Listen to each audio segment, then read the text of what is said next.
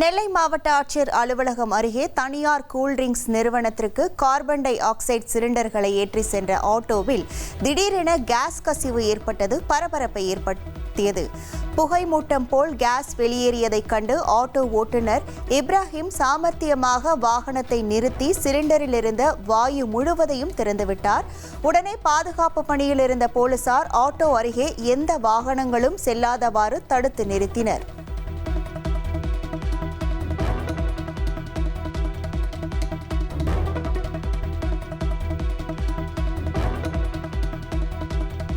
திருவாரூர் மாவட்டம் முத்துப்பேட்டையில் தனியார் தொலைக்காட்சி செய்தியாளர் ஹாஜா முஹைதீன் என்பவரை நள்ளிரவில் வீடு புகுந்து 3 பேர் கொண்ட கும்பல் பாட்டிலால் சரமாரியாக குத்தி கொலைவெறி தாக்குதலில் ஈடுபட்டது. செய்தியாளரின் செல்போனையும் பறித்துக் கொண்டு அந்த கும்பல் தப்பி ஓடிய நிலையில் நெஞ்சு மற்றும் தலையில் பலத்த காயமடைந்த அவர் தஞ்சை அரசு மருத்துவமனையில் ஆபத்தான நிலையில் சிகிச்சை பெற்று வருகிறார்.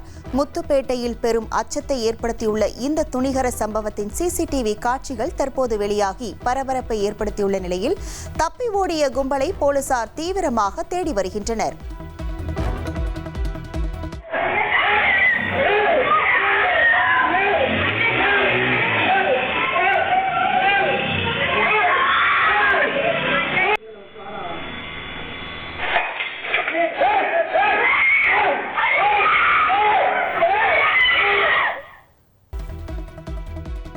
கிருஷ்ணகிரி மாவட்டம் காவேரிப்பட்டினம் அருகே எள்ளுக்குட்டை ஏரியில் ஆக்சிஜன் பற்றாக்குறை காரணமாக சுமார் 20 டன் மீன்கள் இறந்து மிதக்கின்றன. கடந்த 4 நாட்களாக அழுகிய நிலையில் உள்ள இந்த மீன்கள் இன்னும் அகற்றப்படாததால் ஏரி முழுவதும் கடுமையான துர்நாற்றம் வீசி சுகாதார சீர்கேடு ஏற்பட்டுள்ளது.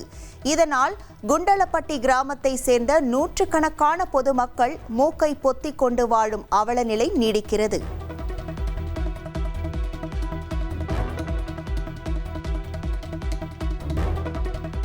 திருப்பூர் மாவட்டம் பல்லடத்தில் மின் மயானம் அமைப்பதில் முறைகேடு தொடர்பாக சிபிஐ அதிகாரிகள் விசாரணை நடத்தினர்.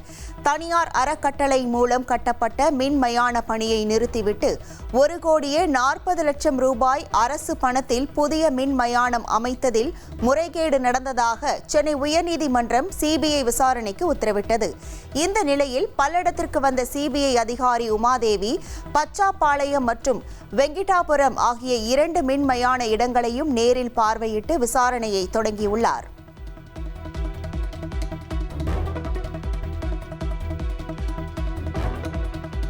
அடையாறு ஆற்றில் விழுந்து தற்கொலை செய்து கொண்ட பிரபல திரைப்பட தயாரிப்பாளர் கே ராஜனின் உடல் இன்று காசிமேடு சுடுகாட்டில் நல்லடக்கம் செய்யப்பட்டது. தண்டையார்பேட்டையில் அஞ்சலிக்காக வைக்கப்பட்டிருந்த அவரது உடலுக்கு திருமாவளவன், உதயநிதி ஸ்டாலின் மற்றும் சில திரை பிரபலங்கள் நேற்று நேரில் அஞ்சலி செலுத்தினர். இன்று காலை இல்லத்தில் இறுதி சடங்குகள் முடிந்த பின் உறவினர்கள் புடைசூழ பட்டாசுகள் வெடித்து மலர் தூவி உடல் சுடுகாட்டிற்கு கொண்டு செல்லப்பட்டது. திரையுலகில் மிகவும் புகழ்பெற்ற ஒருவரின் இறுதி ஊர்வலத்தில் சினிமா துறையினர் யாரும் கலந்து கொள்ளாதது உறவினர்களிடையே பெரும் ஏமாற்றத்தையும் வருத்தத்தையும் ஏற்படுத்தியுள்ளது.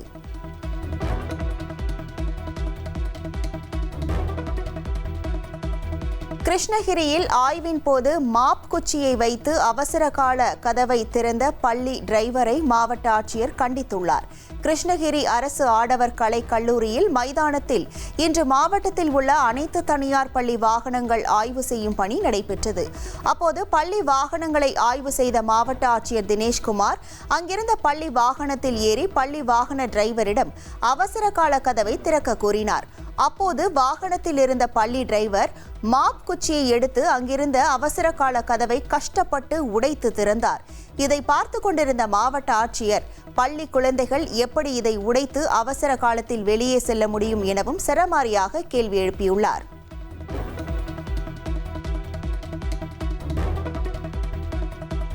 டெல்லி மெஹரவுலி பாதார்பூர் சாலையில் கார் ஒன்று திடீரென தீப்பிடித்து எரிந்துள்ளது. காரில் இருந்த 2 பேரும் உரிய நேரத்தில் தப்பித்ததால் உயிர் சேதம் தவிர்க்கப்பட்டது.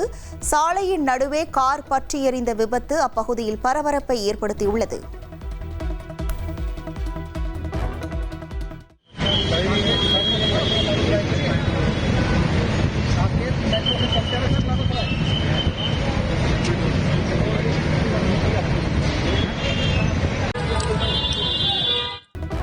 நாமக்கல் மாவட்டம் ராசிபுரம் அருகே கள்ளக்காதல் விவகாரத்தில் உறவினருக்கு பெட்ரோல் ஊற்றி தீ வைத்த சம்பவம் பரபரப்பை ஏற்படுத்தியுள்ளது. குட்டலாடம்பட்டியை சேர்ந்த மணிகண்டன் மற்றும் தேங்கல்பாளையத்தை சேர்ந்த அவரது உறவினரான கோபி கிருஷ்ணன் ஆகியோர் சென்ட்ரிங் மற்றும் கோழி வெட்டும் கூலி தொழில் செய்து வருகின்றனர். மணிகண்டன் தான் கள்ளக்காதலில் இருந்த பெண்ணை பார்க்க செல்லும் போதெல்லாம் கோபி கிருஷ்ணன் தொடர்ந்து உடன் வந்ததால் அவர் ஆத்திரமடைந்ததாக கூறப்படுகிறது. இதனால் கோபி கிருஷ்ணனை பங்கிற்கு அழைத்து சென்று பெட்ரோல் ஊற்றி தீ வைத்ததாக போலீசார் நடத்திய முதற்கட்ட விசாரணையில் தெரிவித்துள்ளார். மேலும் 80% காயமடைந்த கோபி கிருஷ்ணன் மருத்துவமனையில் தீவிர சிகிச்சை பெற்று வருகிறார்.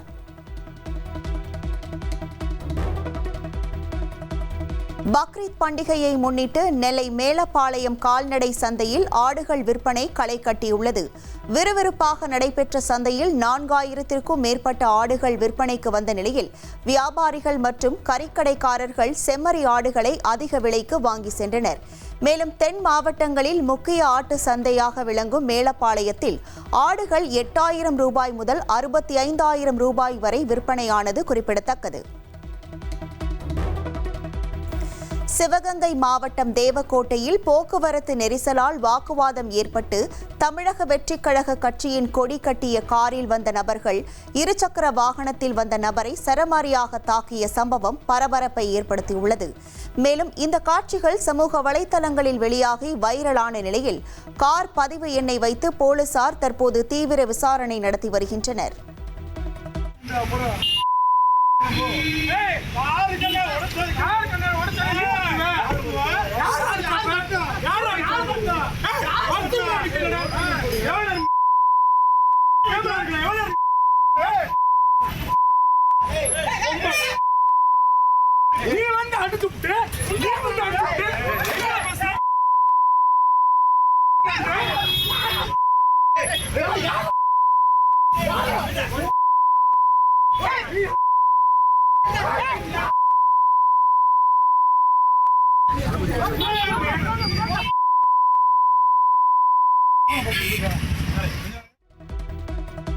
கன்னியாகுமரி மாவட்டம் கருங்கல் அருகே பெட்ரோல் பங்க் பெண் மேலாளர் கொடூரமாக தாக்கப்படும் சிசிடிவி காட்சிகள் வெளியாகி பரபரப்பை ஏற்படுத்தியுள்ளது.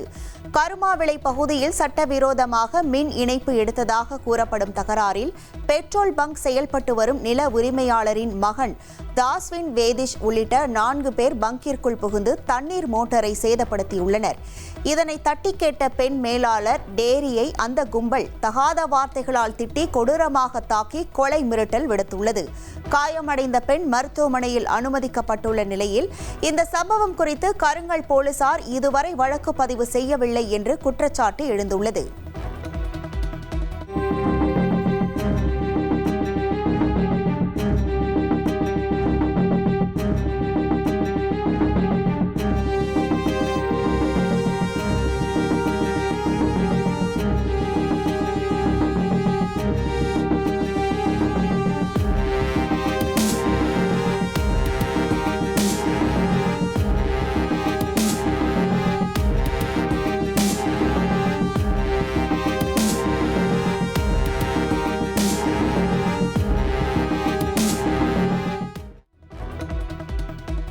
கிருஷ்ணகிரி மாவட்டம் ஹோசூர் அடுத்த கெலமங்கலம் பகுதியில் அமைந்துள்ள 300 ஆண்டுகள் பழமை வாய்ந்த ஸ்ரீ பட்டாளம்மன் கோவில் தேர் திருவிழா வெகு விமர்சையாக நடைபெற்றது.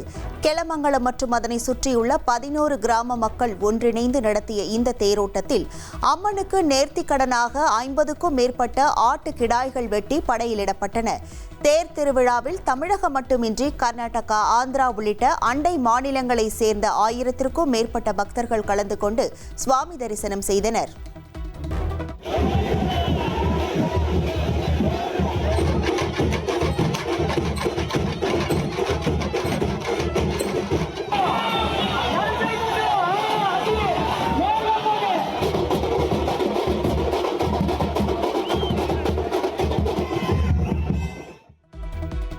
கேரள மாநிலம் கண்ணூரில் பட்டாசு வெடித்து கல் சிதறி அமான் என்ற சிறுவனை தாக்கியதால் உயிரிழந்த சம்பவம் அதிர்ச்சியை ஏற்படுத்தியுள்ளது. 2 கற்களுக்கு நடுவே பட்டாசு வைத்து வெடிக்க செய்தபோது கல் சிதறி சிறுவனின் கழுத்தில் பாய்ந்ததாக கூறப்படுகிறது. மற்றொரு சிறுவனுக்கு காலில் பலத்த காயம் ஏற்பட்டு மருத்துவமனையில் சிகிச்சை பெற்று வரும் நிலையில் இந்த சம்பவத்தின் சிசிடிவி காட்சிகள் தற்போது வெளியாகியுள்ளது.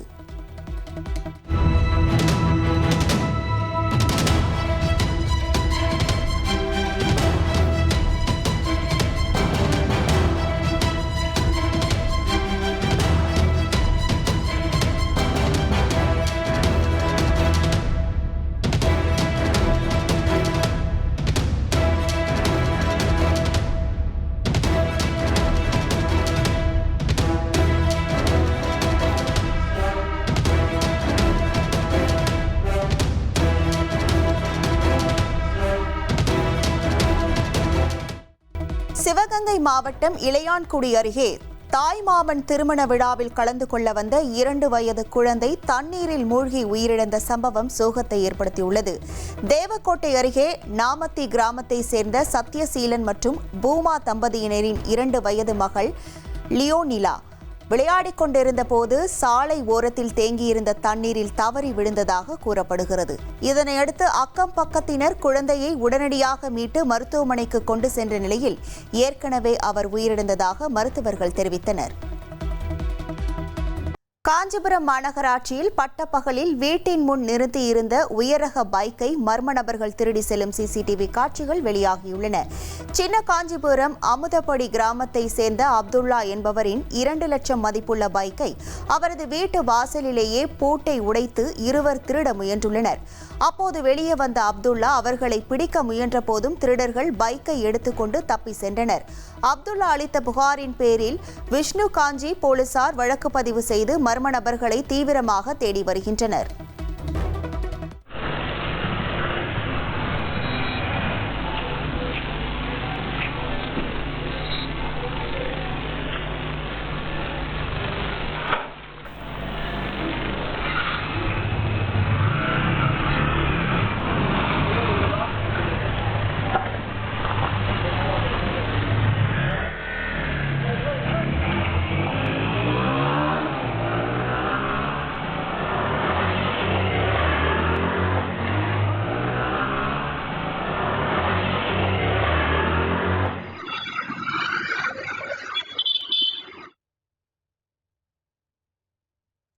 சென்னையில் ஆபரண தங்கத்தின் விலை சவரனுக்கு 960 ரூபாய் உயர்ந்துள்ளது. 1 கிராம் 14,870 ரூபாய்க்கும் 1 சவரன் தங்கம் 1,18,960 ரூபாய்க்கும் விற்பனை செய்யப்படுகிறது. அரசுக்கு சொந்தமான கோவில்கள் ஆன்மீக அறக்கட்டளைகளில் உள்ள தங்கங்களை பணமாக்க திட்டமிட்டுள்ளதாக பரவும் தகவலை மத்திய அரசு மறுத்துள்ளது.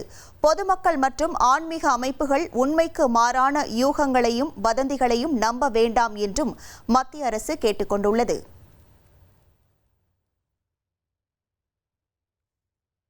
மின்சார கட்டண நிர்ணயம் தொடர்பாக பொதுமக்கள் கருத்து தெரிவிக்க தமிழ்நாடு மின்சார ஒழுங்குமுறை ஆணையம் அறிவிப்பு வெளியிட்டுள்ளது. இணையதளம் வாயிலாக பொதுமக்கள் தங்களின் கருத்துக்கள், ஆலோசனைகளை வழங்கலாம் என்று தெரிவிக்கப்பட்டுள்ளது. தமிழகம் முழுவதும் நியாய விலை கடைகளில் பொருட்கள் சரியான எடையில் வழங்க வேண்டும் என்று தமிழ்நாடு அரசு உத்தரவிட்டுள்ளது. ஊழியர்கள் கவனமுடன் செயல்பட வேண்டும், தவறு செய்தால் கடும் நடவடிக்கை எடுக்கப்படும் என்றும் எச்சரிக்கை விடுக்கப்பட்டுள்ளது. மேற்காசியாவில் நிலவும் அசாதாரண சூழலால் இந்தியாவில் பெட்ரோல், டீசல் விலை மீண்டும் உயர்ந்துள்ளது. சென்னையில் பெட்ரோல் விலை லிட்டருக்கு 82 காசுகள் உயர்ந்து 1 லிட்டர் 104 ரூபாய் 47 காசுகளாகவும், டீசல் லிட்டருக்கு 86 காசுகள் உயர்ந்து 1 லிட்டர் 95 ரூபாய் 25 காசுகளாகவும் உள்ளது. புதுச்சேரியில் பெட்ரோல் விலை லிட்டருக்கு 87 காசுகள் உயர்ந்து 1 லிட்டர் 99 ரூபாய் 25 காசுகளுக்கு விற்பனையாகிறது.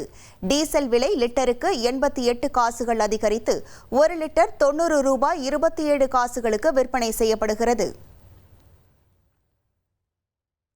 அரசு பேருந்து ஓட்டுநர்கள் பணியின் போது செல்போன்களை பயன்படுத்த தமிழ்நாடு அரசு தடை விதித்துள்ளது. பேருந்தை இயக்கும் போது சட்டைப்பையில் செல்போன்களை வைத்திருக்கவும் தடை விதிக்கப்பட்டுள்ளது.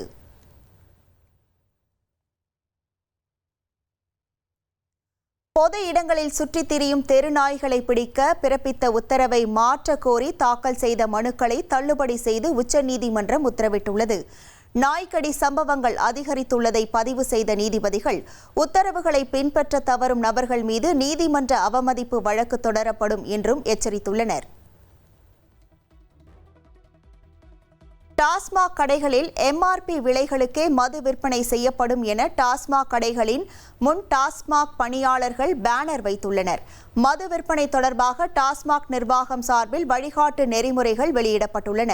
இந்த நிலையில் அந்த விதிகள் அடங்கிய பிளக்ஸ் பேனரை நாமக்கல் அடுத்த நல்லிப்பாளையம் நுகர்வோர் பொருள் வாணிய கிடங்கு அருகே செயல்பட்டு வரும் டாஸ்மாக் கடையின் சுவற்றில் பணியாளர்கள் ஒட்டி வைத்தனர்.